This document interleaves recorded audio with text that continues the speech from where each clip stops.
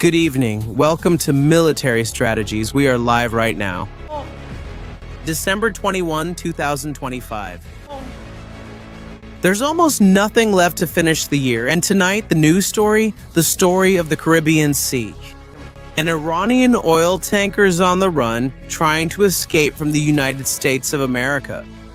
Total madness. Family, your likes, your comments. This is Military Strategies. We're live. Another day begins.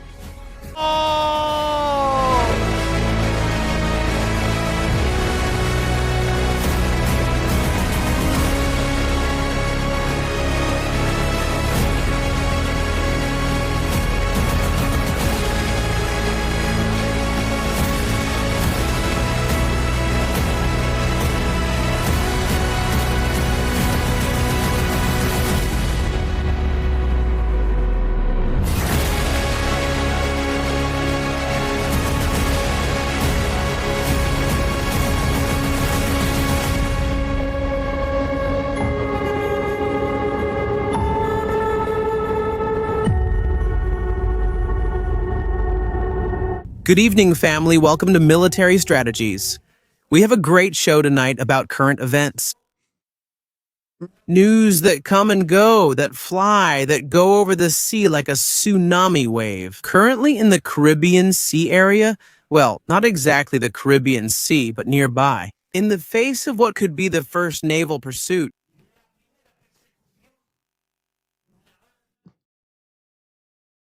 I think it's the first time in history for a 333-meter-long oil tanker. Hold on, just a second. We have to do this right. Let's see. Haha, get ready. Let's see. All right, let's see. This could be the first chase in history.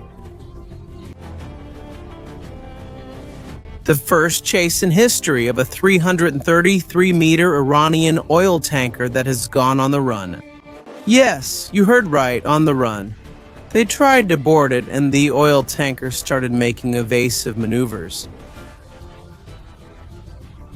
And right now, it's trying to escape from the United States Coast Guard. Go.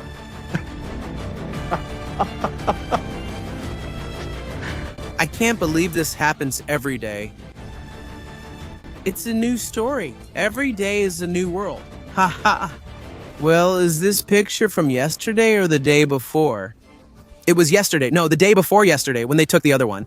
I don't even know how many oil tankers. It's huge. Just imagine trying to chase an aircraft carrier. Some small boats chasing aircraft carriers? Well, this is the same. It's crazy, right? It's crazy.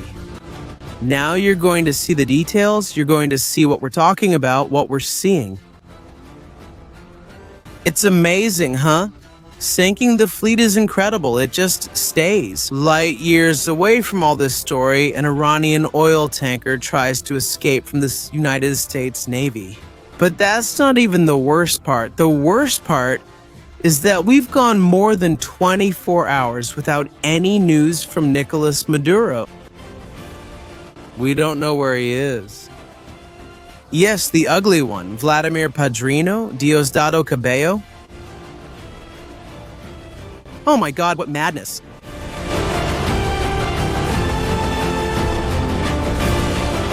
I'll share the details now, so relax. Because, of course, there's a lot being said. They're saying he's been captured, then know that they're chasing him. Incredible. All right. I love this song. It's incredible. This happened the other day with Centris. All right, Centris? The Coast Guard. They're not SEALs, okay? This is the Coast Guard, which is also military. They did a fast rope onto the deck of the Centuries, came down and took control of the ship. There's debate in this story about whether they're going to take the ship or not, whether they're going to take it or not, or if they've just boarded to search. What is it? Or what's happening? Nobody really knows what's happening right now, but there's a lot of debate, huh? There's a lot of debate today's story because, of course, this is yesterday's story, today's story. In the morning at dawn, I receive very, very good information in which I'm told the following strategies. Right now, we are chasing two supertankers. What's a supertanker? Simply a supertanker. So you understand anything over 300 meters in length can already be considered a supership. A supertanker is the Skipper, it's the Centuries, it's the Bella one, which is the one we're talking about today. And they say there are two that we are currently pursuing. I said, okay, fine. I'm going to write something on Twitter, very light, not giving too many details. And this morning I wrote, before all of this happened, I said, I'm going to look for it here so my memory doesn't fail me. 11 hours ago, there were two supertankers being pursued or followed by the United States, which loaded oil in Jose with more than 1.9 million barrels at stake.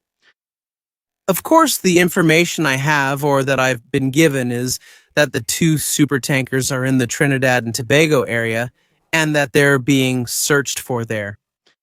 I understand that they've been in Jose, that they've loaded up, and the usual pattern is they load, leave, and then they're attacked. Well, that's not what happened today. That's not what's happening right now. It's not. Like, none of us were there. Like, I'm not there. Jose, it's Jose's station, not Jose. Okay, excuse me. I feel invisible, like no one was there. I'm going to tell the version that's currently going around, because there are people here saying that it's already been seized. The Vela one, which hasn't been seized, which is being chased, which is sending out emergency warning signals. I'm going to tell you everything. And then we'll see what the hell this whole story is about. Several factors will come into play here first. It's going to come in. Falsifying global positioning system data, doing spoofing. Spoofing is changing the location of a ship, where the ship comes from, who it belongs to, why it's there. Why hasn't the United States raided it when it's loading fuel or oil? And why does it try to raid it beforehand? Well, hi, we're going to see all of this now because what's happening today is truly crazy. Right now, in the middle of the morning, well, around 3:30 Spanish time, 4 in the afternoon, the news breaks that the United States has raided the ship, Vela 1.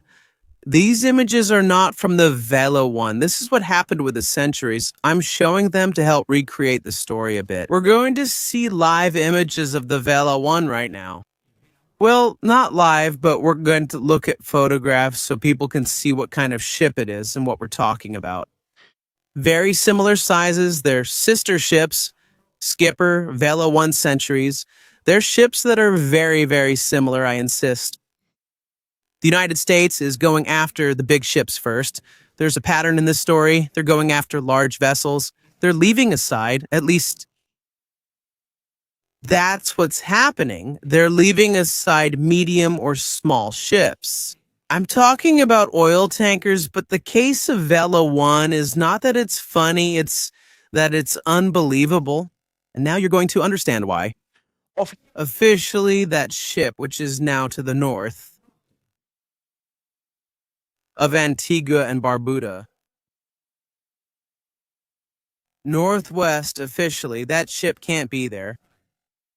Because until a few hours ago, that ship was in the port of Bandar Abbas in Iran. But it's there. Bandar Abbas, Iran, it's there. Tonight, I'm sharing findings from my investigation. And we're going to be amazed by this story. We're going to be amazed. Let's first look at photos of the ship. It's scary. I think it's had very little maintenance. A fresh coat of paint would do it good. Here, in this case, it's unloaded. We can see that. The area of this ship is well above the usual sea line. That is, it's unloaded there. Let's look at more photos. Here also unloaded, unloaded, unloaded. We still don't see any photo with the ship loaded.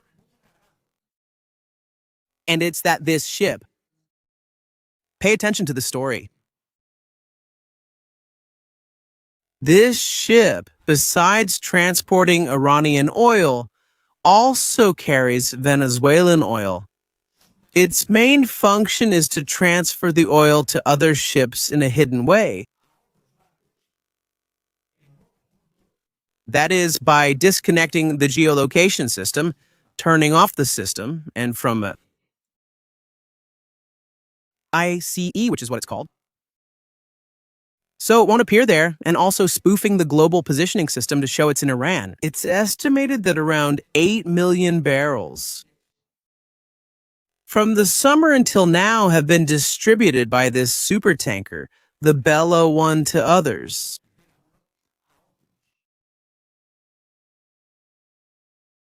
What you're hearing, 9 million barrels, is absolute madness. I'm going to give you more information so you can understand.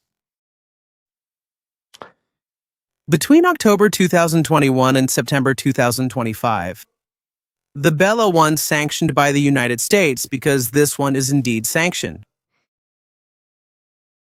It could have exported 7.3 million barrels of Iranian crude oil, as well as 3.7 million barrels of Venezuelan crude oil. To whom? To China? The ships, the Chinese oil tankers, arrive at an area in the Caribbean Sea or another sea area. They pull up next to this vessel, take the oil, and leave. It's like a kind of ship-to-ship or bunkering operation. Today, at the time of the operation, or the arrest or non-arrest, the ship was without cargo as it approached Venezuela very cautiously after the arrest of the skipper. Hadn't this ship been in Venezuela since 2023? And how do we confirm this story? Yeah. We're going to confirm it with a photo. Space is wonderful. Check this out. This is a photo of Vela from the satellite with another ship next to it, doing what we're talking about, transferring fuel from one to the other. All right. What's happening? We're going to leave now. To something I have prepared for you. Please, if you're with us, your likes are super important. If you're not subscribed to the channel, subscribe to the channel. Let's try for 373,000 today. I think it's doable. Let's try. Today, we need to use our imagination and engage all our senses. So pay very close attention, everyone, because what we're about to see is intense. We're talking about this operation starting on Saturday yesterday. Today is Sunday here. It's still Sunday in Spain. It started yesterday, Saturday. I'm going to do a playback of the important hours on Saturday. What happened on Saturday? What happened? You're going to be amazed. We're going to leave after. I'm going back. After 1 p.m., more or less. Around this time, I want you to pay attention to Trinidad and Tobago. It's 1 p.m. there, December 20th. Let's see what's happening here. We start to see this plane is a MMM naval surveillance plane, which has cameras. It has a lot of electronic warfare systems for surveillance for this type of operations. 1 second, I'm trying to adjust this so we can see it properly. Because there's an important clue here in this story.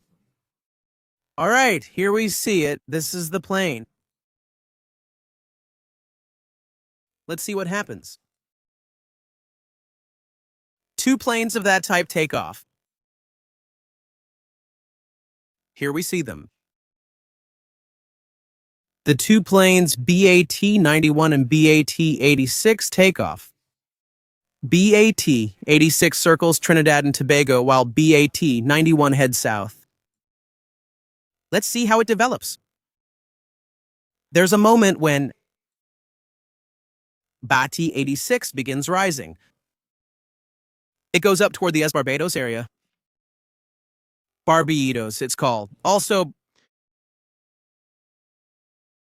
it keeps going up. Look here. It's been up here way north of Trinidad and Tobago, arriving at the island of Martinique, heading north, heading to look for the Vela 1. Take note, okay? What we're doing right now is a reconstruction of the events, of what happened yesterday or what's happening right now. We keep going up, 3 in the afternoon. Still heading north. And here it starts to turn, to orbit over this area, over the island of Martinique.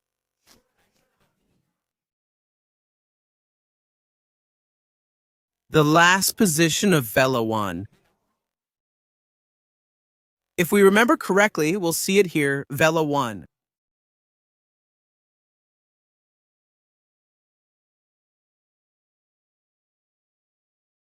That last position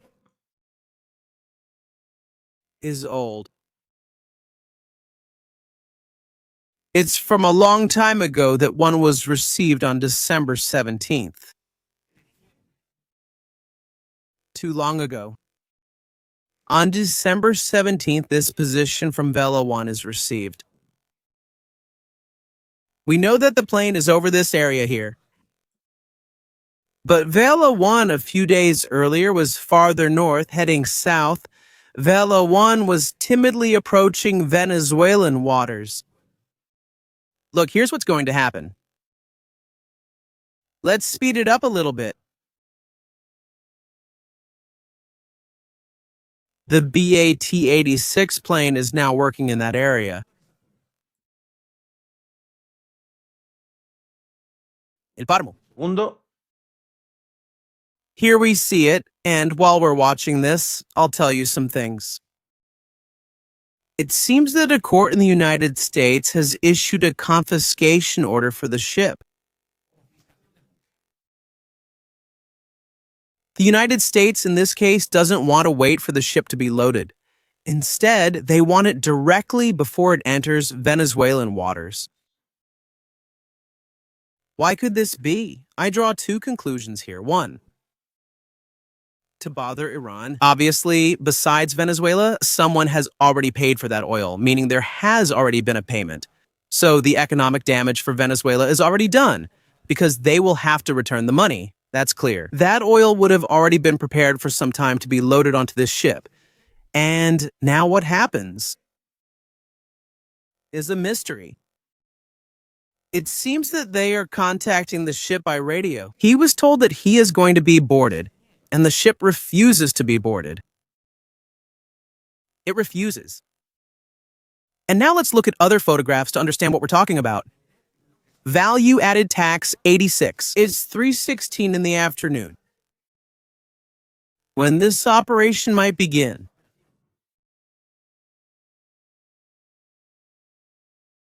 I'm showing you this so you see everything is verified.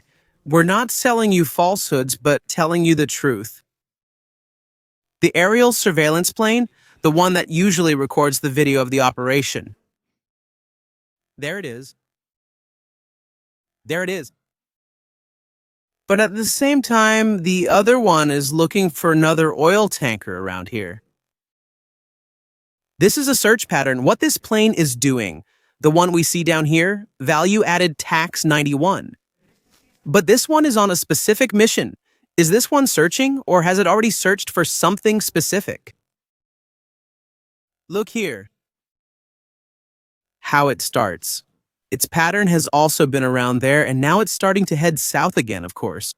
The operation is carried out by the Coast Guard. Supposedly, they want to board the ship without using helicopters, and the ship refuses the boarding.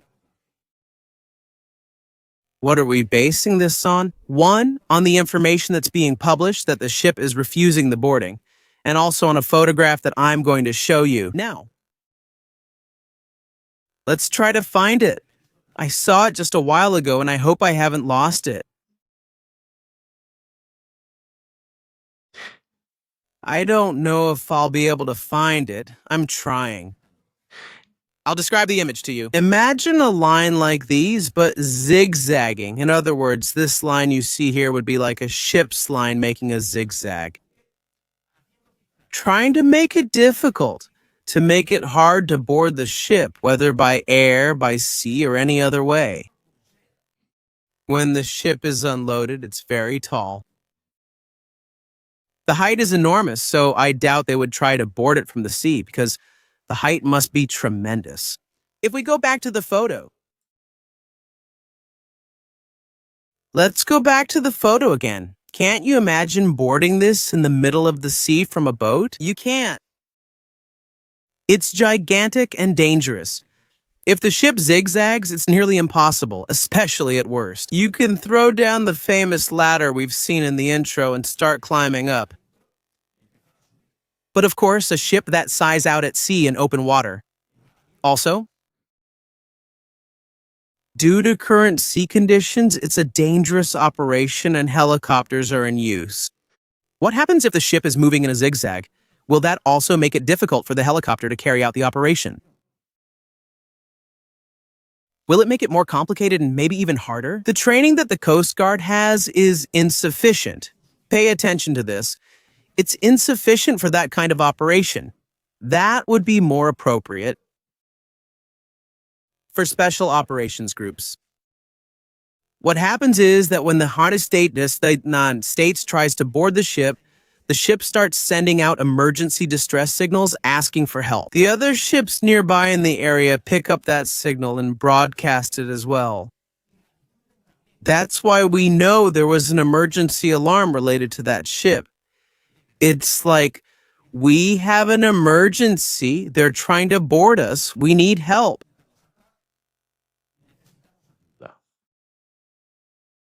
Maduro hasn't shown up. Venezuela hasn't shown up either.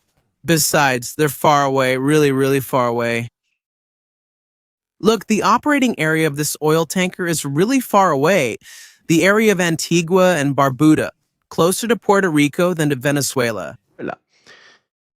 But how did it get there? They had been tracking that ship for a long time. Now take a look at the chart we've prepared.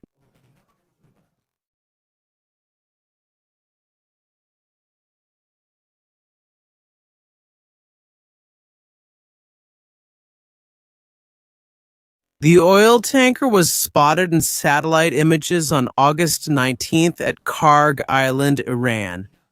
That's the island where all the fuel is loaded.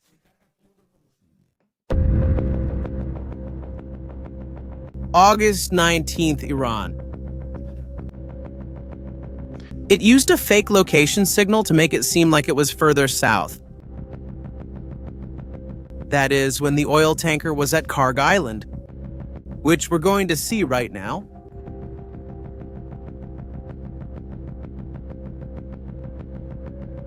Here it is. This is Karg Island.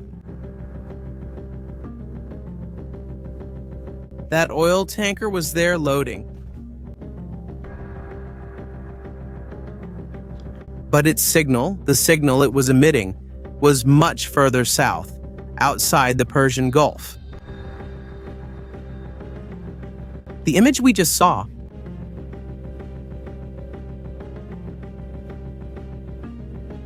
look here, much further south. That ship crosses the canal in turn, enters through Yemen, crosses the Red Sea Canal, the Suez Canal, and enters the Mediterranean. There, the Mediterranean. There are 3 occasions when this ship is seen. And it is recorded, the intelligence sources that were tracking it. Spot it, During that journey, the ship that was leaving loaded from the island of Kar was losing fuel. Is it because it was giving it to other ships? It crosses the Atlantic during the months of September, October, November. Until today. Until today. Suddenly, he appears out of nowhere to try to be robbed by the United States of America. Flag of Guyana. Well, it seems that at the moment when they try to board the ship is not flying a legal flag. It was sailing illegally with a different flag, a different location to hide. Let's see what the official sources who are talking about this topic here have said. Let's translate an image from a post that I think is interesting to keep in mind. The New York Times said this. What we're going to see now, let's change this photograph for this other one.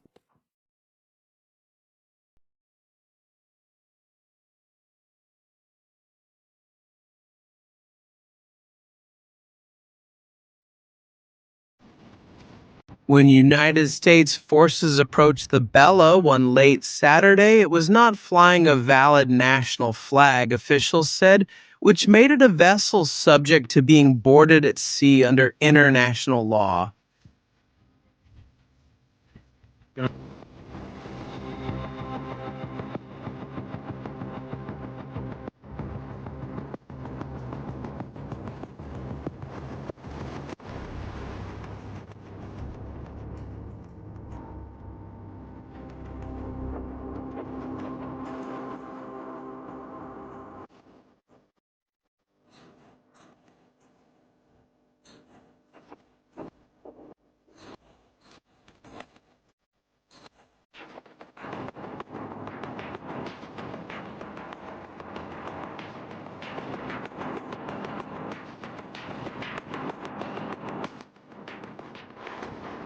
We're reading, excuse me. When United States forces approached the Bella one late Saturday. This one was not carrying a valid national flag, the officials said, which made it a stateless vessel subject to being boarded at sea in international waters. The United States authorities had obtained a seizure order from a federal judge, which allowed them to take possession of the ship, two of the officials told the New York Times. The order had been requested because of the Bella One's previous involvement in Iranian oil trade, not because of its ties to Venezuela. But the ship did not submit to being boarded and continued sailing, one of the officials said. A second official spoke and referred to the situation as an active pursuit. The Coast Guard successfully boarded another oil tanker Saturday morning, and the United States had taken possession of a third oil tanker on December 10th, which is now sailing toward Texas. Well, that's how it is. There isn't any. There is no official confirmation that he is currently in the custody of the United States of America. At least I haven't seen any video. And if there's no video, there's no boat. What could have happened here? Could someone have told him in Venezuela? Really? Don't even let yourself be robbed in any way. By the United States of America? What would the situation be now? That they will have to send in special operations groups and storm it by force? That doesn't mean they're going to sink the oil tanker, for God's sake, right? Besides the environmental problem that could cause, that would be absolute madness. Are there ways to make the oil tanker stop? But the question is... And this is where the mystery comes in. And I want your comments in the chat, family. If the United States wanted to intervene with the oil tanker based on intelligence information, and the tanker was supposedly empty, and it was coming from Iran, so what was that oil tanker carrying or is carrying? Why wouldn't they want to stop it? Are there weapons on the oil tanker? I think that's a good question. Venezuela has received weapons in recent hours. And now we're going to watch another video along with the one we saw. Now, if the captain knows he's carrying any illegal cargo, it's more than logical that he wouldn't want to stop.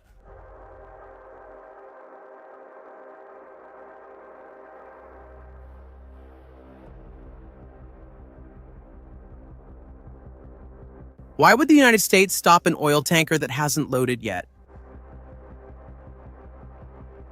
What is this ship for? What matters is the cargo. Could we be witnessing the first framing of a ship carrying weapons to Venezuela? I have suspicions, but I'm not stating facts since I wasn't there and lack all the information. But that's what it seems to me. Or at least that's how I see it. That there's something in the story that we're missing.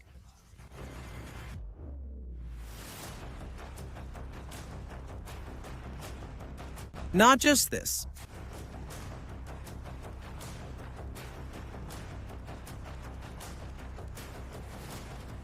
Right now, somewhere else in the world, things are happening. And everything in the seas have troubled waters. Take a look at what you're about to see now. Swedish Coast Guard boarding a Russian ship to search it. Footage.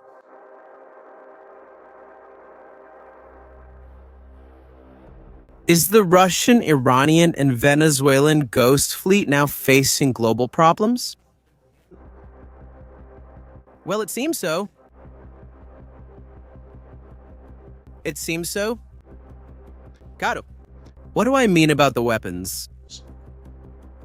Images that are being published today? Venezuela. Rifles, new sniper rifles. A copy of the Russian Dragunov rifle made in China.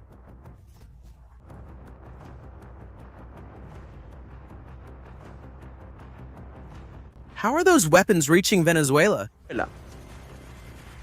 On planes with routes through flights from Cuba? Or are they arriving by ships? Through these oil tankers, China receives oil and pays with weapons. Iran sells oil. They pay for it with weapons or money. It could be. It could be. It could be one of the reasons. But things are not just going badly. For Nicolas Maduro, they're going much worse. And now you'll see why, family. We're live now discussing military strategies. Please like and comment. It's important. Collaborate with the channel. Real-time information about what's happening, what's going on. 23,000 people. Truly trending right now in the Hispanic community. Once again, proving that it's possible to communicate, that news can be delivered differently, and that people trust YouTube more than television. Pay attention to this. Video by HR Plane Spotter, a channel you need to follow. Seba. There, can you see it? F-35 planes, some dark-colored, others light-colored. They're both F-35s, but different versions. That's where the F-35A version goes. 5. This one can't take off vertically, but it has greater range, more payload capacity, and more thrust. The one for the Marines, the one for the Navy. It can take off vertically, but payload is limited. And power. Look at the fleet they're starting to have there. There are some photographs that are amazing. For those claiming Venezuela won't be attacked and this is just a charade, well, enjoy the photo. Many countries in the world would love to have what's in that photo. Just that.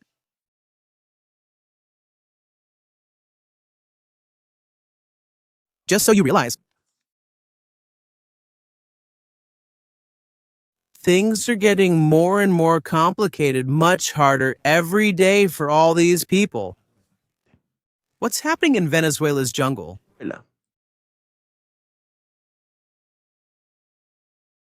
Exclusive footage here as well on military strategies.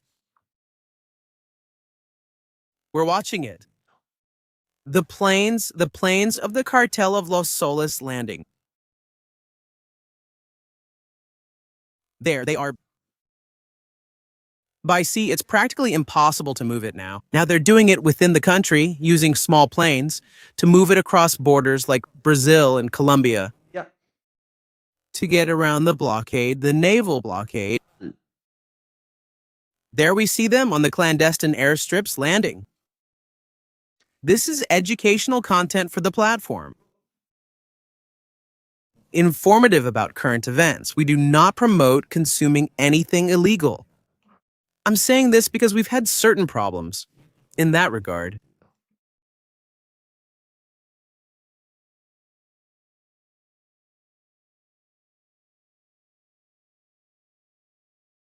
Things get interesting. They keep talking about another oil tanker. The Dianzi, I still don't have any information that the Dianzi has fallen into the hands of the United States.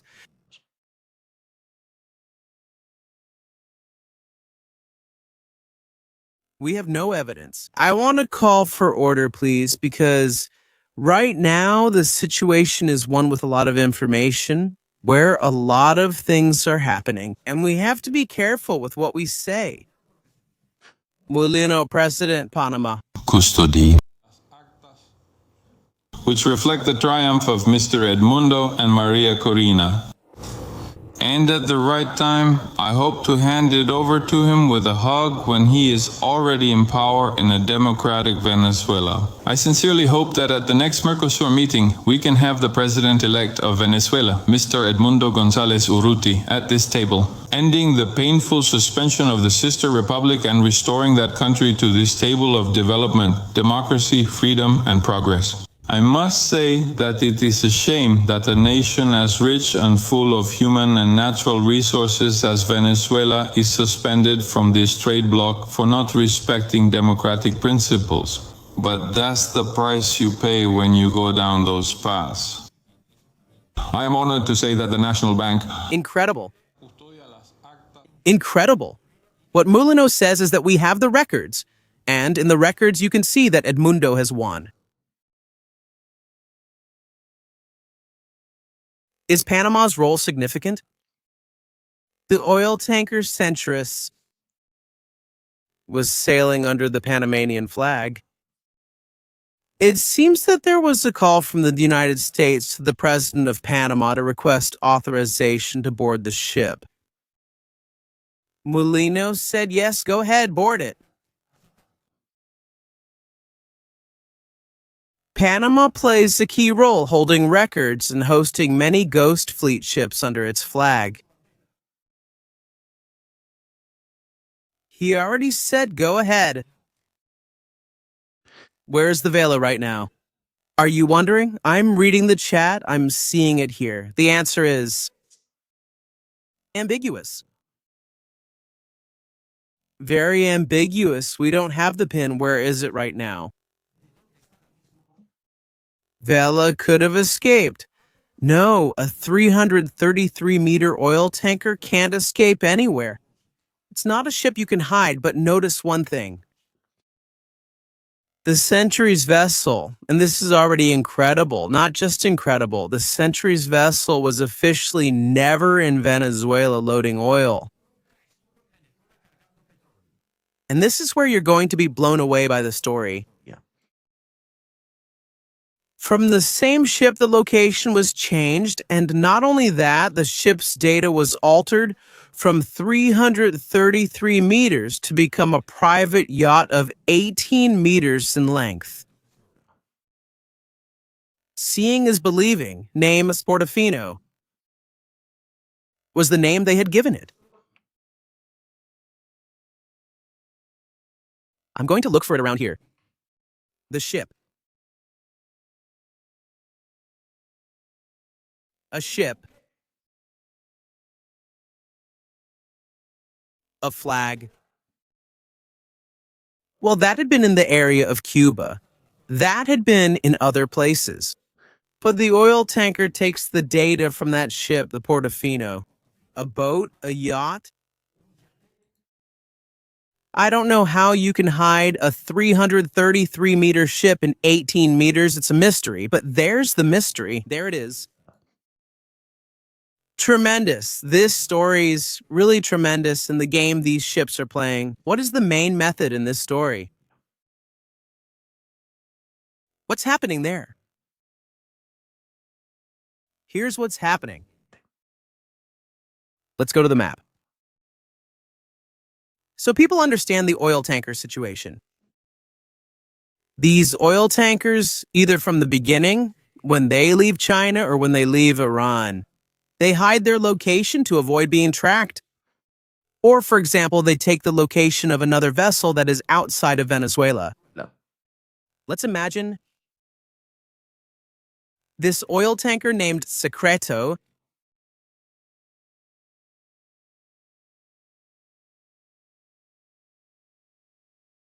the vessel will officially never be in Venezuela. No. He does spoofing, that's his location, and he stays there. When that deception of the official ship tracking navigation system is underway, the ship is heading south, loads fuel in Venezuela, and then returns to the location where it was. It keeps going. It was never in Venezuela and never happened. That's what the Centuries had done, which officially had never been in Venezuela, but it had indeed been loading. And the satellite image we showed yesterday proved it. From that moment on, that's when the United States has the ability to board the ship. What happens is that since there is no official record for Petróleos de Venezuela, Sociedad Anónima, or for anyone that those ships are coming in to load oil, Nicolas Maduro pockets it. Those payments don't show up anywhere. More than $10 billion a year are lost. Venezuela's natural resources. Who is really stealing the oil? Well, there's your answer. Right now, the oil belongs to Nicolas Maduro, not Venezuela. Delcy Rodriguez, Diosdado Cabello, Vladimir Padrino are the bosses. They're the ones running the story, and that's where the story is. The United States, which right now has air and naval surveillance everywhere. Because be careful, besides drones in the air, there are drones in the sea. From Puerto Rico, they have launched marine drones to follow the fleet. They know when they come in. They know when they leave. There's total control, plus the submarines. One confirmed, another suspected. 2 Los Angeles class with SIL team capability for infiltration in hostile areas. Look at the image here. Why are all those who are sanctioned right now?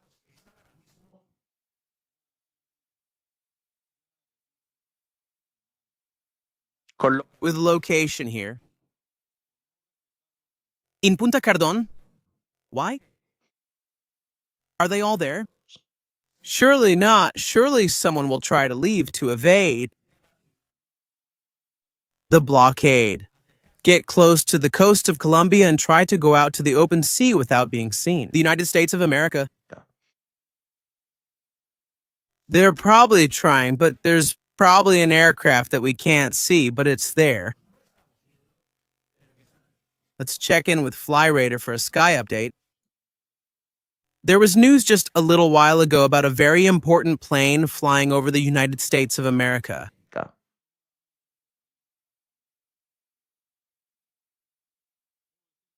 We don't see it now.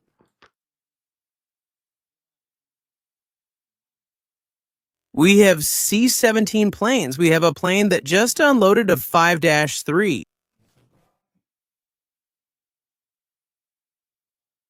An operation is underway here. A rescue, it appears. Two sailors lost at sea.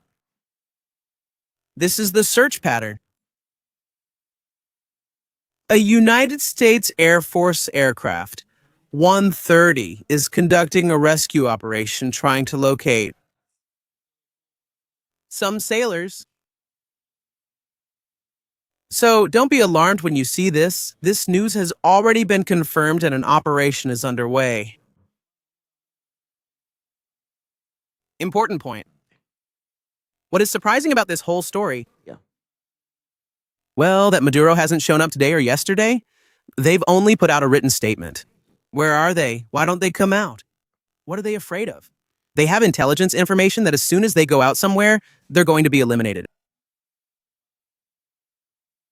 Do they think the final moment is closer?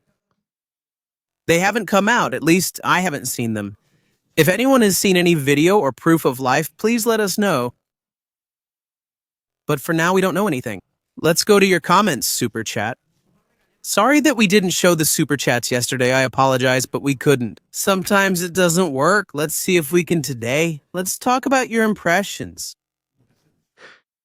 Edward, thank you. Welcome, Miguel Sempere, thank you. Anshul, thank you. Trump doesn't invade because he wants the Nobel Peace Prize. He doesn't want any United States soldiers to die. He doesn't want China to have an excuse to invade Taiwan over national security claims. Angel, I don't agree with this. I want Trump to prioritize United States national security over winning a Nobel Peace Prize. And I think that's where we are. Yeah, Trump doesn't care about the Nobel Peace Prize after being told no. This year's going to be complicated. Captain Truano, improving daily. Congratulations and thanks for recognizing our work, supporting the channel, and becoming a member. Angel, thank you for the news and your support. How much can a large oil tanker maneuver to evade pursuers? No, it's not just about dodging by moving in a zigzag pattern. Imagine that ship, how massive it is, the amount of water it displaces, the waves it can generate as it moves. People familiar with naval warfare, the Marine Corps, and similar operations. Assaulting a large ship carries its risks. There are experts like the Somali pirates who board anywhere wearing flip-flops. It's incredible, a paranormal phenomenon, but it's not an operation without risks. If the ship starts zigzagging, it gets complicated. What options do you have to stop the ship? Carry out an aerial assault with a helicopter, which is also complicated because it's moving. We have to realize how many risks there are. Another, slightly more violent option is to position the helicopter practically in front of the bridge, aiming at the bridge, and fire a warning shot. For example, Russia has done this in the Black Sea with several ships. We might reach that situation. Let's see if it's confirmed in the next few hours. I need visual proof. Being told it's been assaulted or captured isn't enough. I want to see confirmation. For me, that's what's important, visual confirmation. If we have video, we have the ship, we have to go for sure. No speculation, but it is a complicated situation. It's not like it's going to escape. It can't escape. It's a ship built for limited speed, not for going fast. Not a fast boat. It's a behemoth. It's 333 meters. It's an aircraft carrier.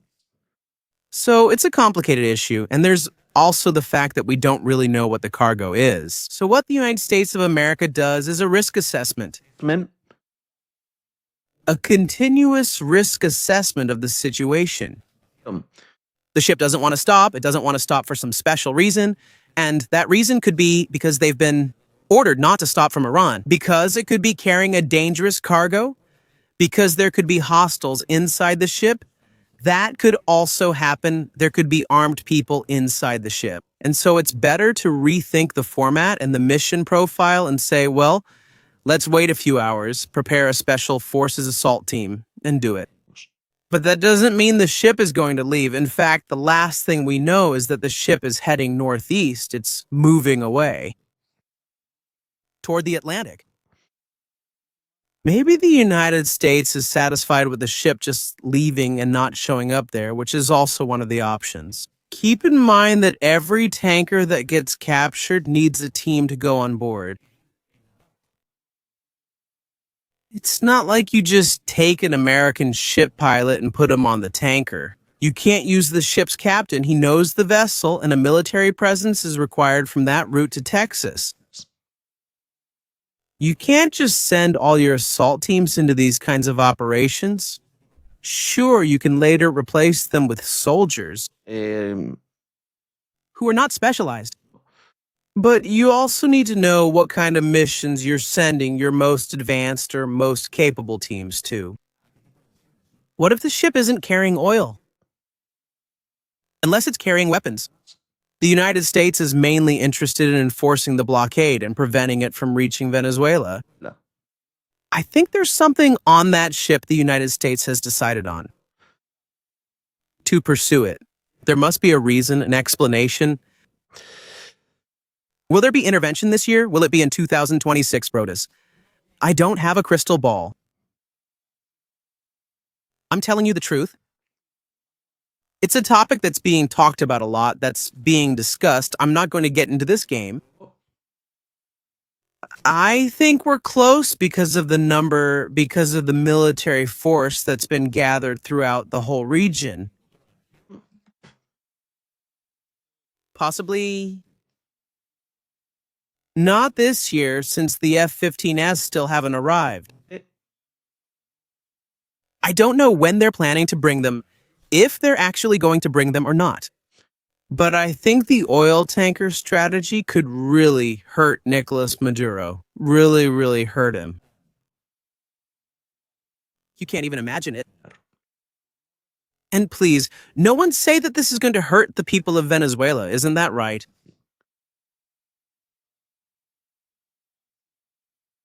Venezuelans will not see a better quality of life because oil tankers come in to load oil.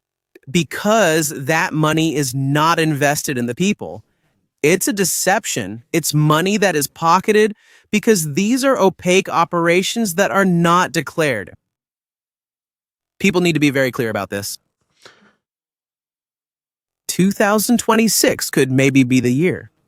Part of the operation could take place, but it's a complex operation, not as easy as it seems. It's more complex than we thought. Venezuela is a huge country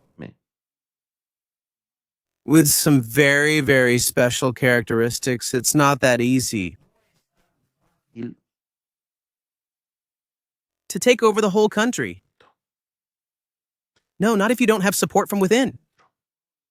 Also, I believe several other key geopolitical factors must occur. One is Maria Corina and Edmundo's visit to the White House. That's one. By the way, speaking of visits,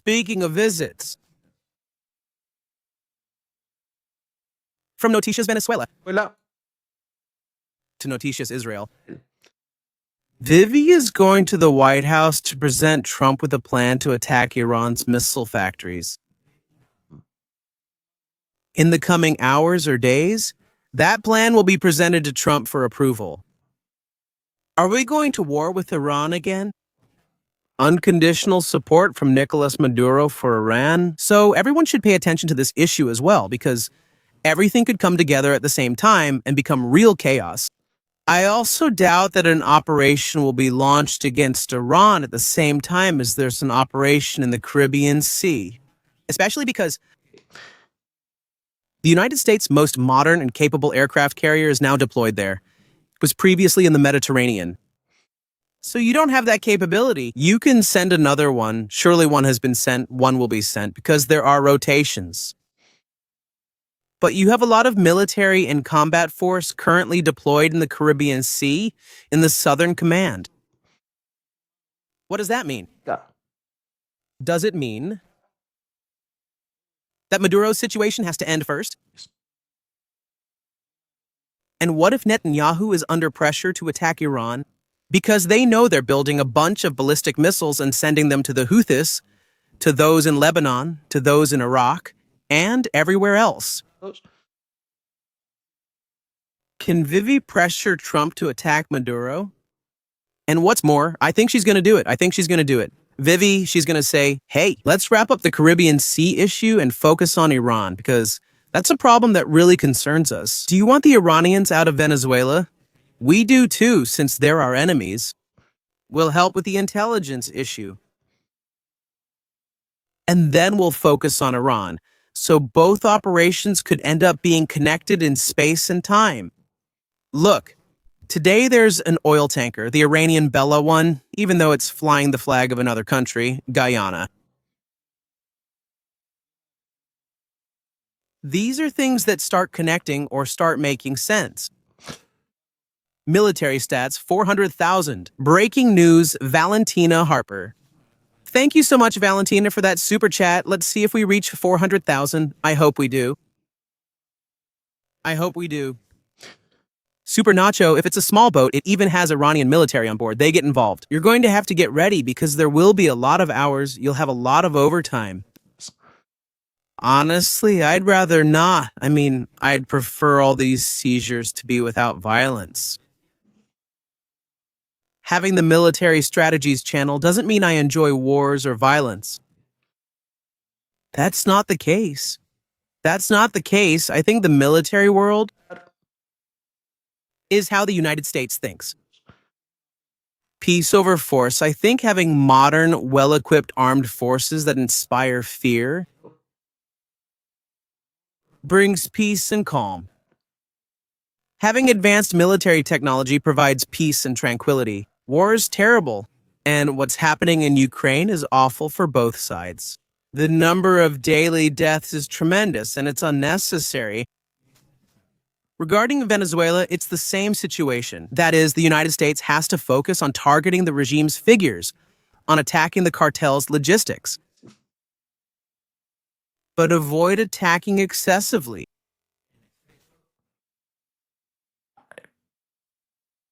In situations where there could be civilian casualties, that's where they have to avoid it. 100, 100. It's the best scenario for everyone. But we'll have to see, man. If the guys on motorcycles with the yellow vests come out, then it'll be much easier, obviously. It's going to be much easier. If they come out wearing yellow vests, but mostly in civilian clothes, that's going to be a bit... Trump doesn't want Venezuela to become like Gaza. Otherwise, it will become a bigger problem.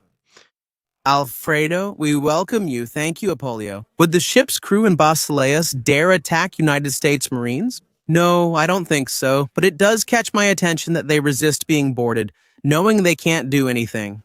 There must be something on that ship that they say, we must do everything possible to prevent them from boarding us, or we'll end up in prison.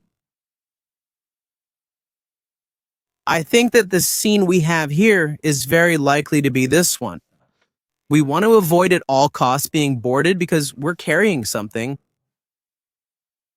These military scenes of this itself, freedom. Nicaragua. Thank you very much, Alejandro. Family. I think the topic is clear. There is an economic war that has already started.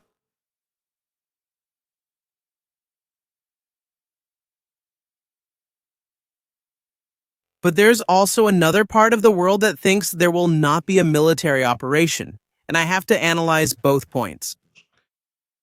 The United States continues with military pressure while it keeps accumulating and accumulating troops. If during the period of military pressure it moves to the operations phase, Maduro will leave.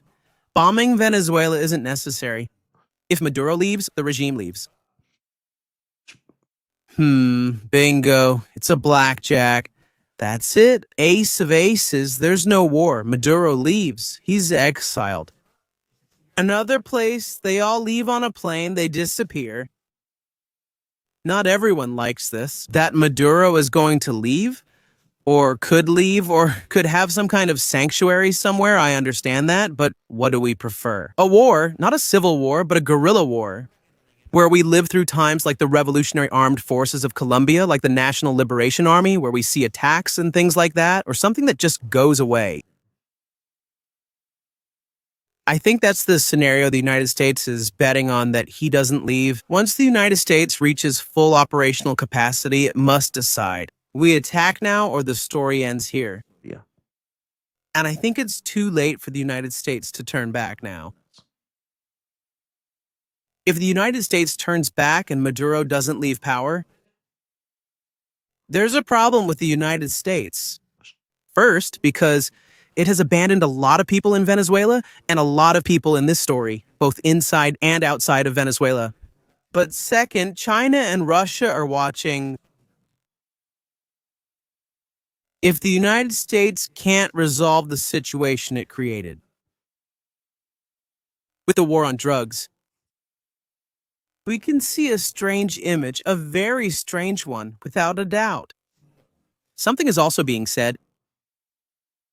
It is being commented that Venezuela may have recovered more F-16 planes. I don't know where they got the parts from. Probably the black market. And that they would have more fighter jets available, or that they would be recovering their fleet. I don't know to what extent this is true, but it's not significant. I'm not saying this just because you're going to see the news published and I want to give you my opinion. It's not significant. The difference in aircraft generation, numbers, capabilities, and logistics is abysmal between Venezuela and the United States of America. But we have to realize that Nicolas Maduro's resistance plan talks about a 30-day war. That the regime could be prepared for a 30-day war with a lot of intense fighting, guerrilla warfare, and ambushes. And that's what Donald Trump wants to avoid. It seems that's the idea. With the simple fact of the oil tankers, can Maduro be ousted? No, probably not, because Maduro wants to resist by all means, but he's definitely going to face a serious problem. Because his allies are going to abandon him, and China isn't charging for the weapons it's sending, China abandons him, Russia abandons him, Iran abandons him, and if he's left alone, he's even more vulnerable. Yeah. So we'll see what happens. Family, I'll leave it here. Thank you very much. Please share the live stream, share this channel, subscribe to the channel. Thank you for being live with us. I hope the information we've given you is useful and that you understand a bit more about what's happening right now. If there are updates like a confirmed assault or ship seizure, we'll go live, comment, watch videos, view images, and analyze. Family greetings. See you in the next episode of Military Strategies.